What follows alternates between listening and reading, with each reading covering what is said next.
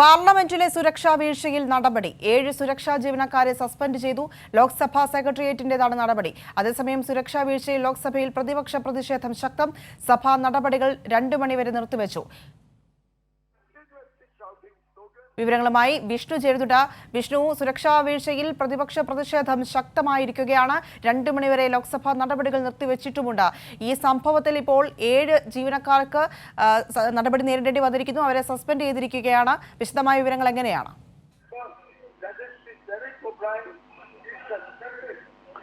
പ്രിയ, ഇപ്പോൾ ഡെറിക് ഒബ്രയനെ സഭയിൽ നിന്ന് സസ്പെൻഡ് ചെയ്തിരിക്കുകയാണ്.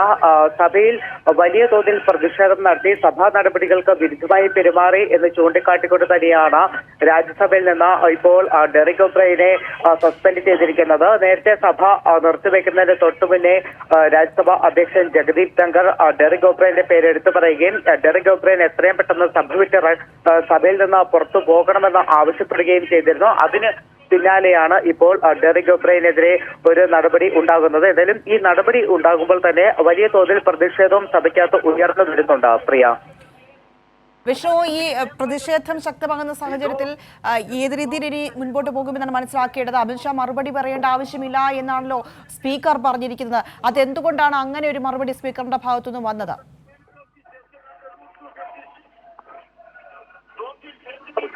പ്രിയ, ഇന്ന് പ്രതിപക്ഷം ഉന്നയിച്ച പ്രധാനപ്പെട്ട 2 കാര്യങ്ങളാണ്.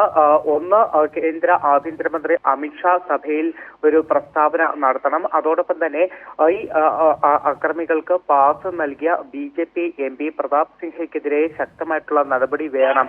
ഈ 2 ആവശ്യങ്ങളാണ് പ്രതിപക്ഷം പ്രധാനമായിട്ടും സഭയിൽ ഉയർത്തിക്കാട്ടിയത്. പക്ഷേ അതിന് വഴങ്ങാൻ ലോക്സഭാ സ്പീക്കർ തയ്യാറായില്ല. സ്പീക്കർ ചൂണ്ടിക്കാട്ടിയത് അമിത്ഷാ ഇപ്പോൾ പ്രസ്താവന നടത്തേണ്ട ആവശ്യമില്ല എന്നതാണ്. പിന്നീട് ഈ വിഷയത്തിൽ ചർച്ച അനുവദിക്കാമെന്ന് സ്പീക്കർ പറഞ്ഞെങ്കിലും അമിത്ഷാ പ്രസ്താവന നടത്തണമെന്ന ആവശ്യത്തിന് വഴങ്ങാൻ ലോക്സഭാ സ്പീക്കർ ഓം ബിർള തയ്യാറായില്ല. ഇതോടുകൂടിയാണ് വലിയ തോതിലൊരു പ്രതിഷേധം ലോക്സഭയിൽ അരങ്ങേറിയത്. അതോടൊപ്പം തന്നെ ലോക്സഭയിൽ കേന്ദ്ര പ്രതിരോധ മന്ത്രി രാജ്നാഥ് സിംഗ് ഒരു പ്രസ്താവന നടത്തുകയും ചെയ്തു. രാജ്നാഥ് സിംഗ് ചൂണ്ടിക്കാട്ടിയത് ഇനി ഭാവിയിൽ ഇത്തരമൊരു അതിക്രമം ഉണ്ടാകാതിരിക്കാനുള്ള എല്ലാ സുരക്ഷാ ക്രമീകരണങ്ങളും ഏർപ്പെടുത്തും എന്നതായിരുന്നു രാജ്നാഥ് സിംഗ് ഒരു കാര്യം സഭയെ അറിയിച്ചത്. പക്ഷെ അത് പോരാ എന്നതായിരുന്നു പ്രതിപക്ഷം ചൂണ്ടിക്കാട്ടിയത്. എന്തായാലും പ്രതിപക്ഷ പ്രതിഷേധത്തെ തുടർന്നാണ് ലോക്സഭ 2 മണിവരെ നിർത്തിവെച്ചത്. അതോടൊപ്പം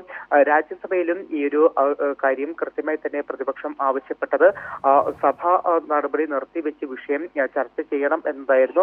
അത് അനുവദിക്കാത്തതിനെ തുടർന്ന് വലിയ തോതിലുള്ള പ്രതിഷേധം രാജ്യസഭയിൽ അരങ്ങേറുകയും ആ പ്രതിഷേധത്തെ തുടർന്നാണ് ഇപ്പോൾ ഡെറിക് ഒബ്രയനെ സഭാ സമ്മേളനത്തിൽ നിന്ന് സസ്പെൻഡ് ചെയ്തിരിക്കുന്നത്. ഈ ഒരു സഭാ സമ്മേളന കാലയളവ് മുഴുവൻ ഡെറിക് ഒബ്രയന് സസ്പെൻഷൻ തുടരും എന്നതാണ് അറിയിച്ചിരിക്കുന്നത്.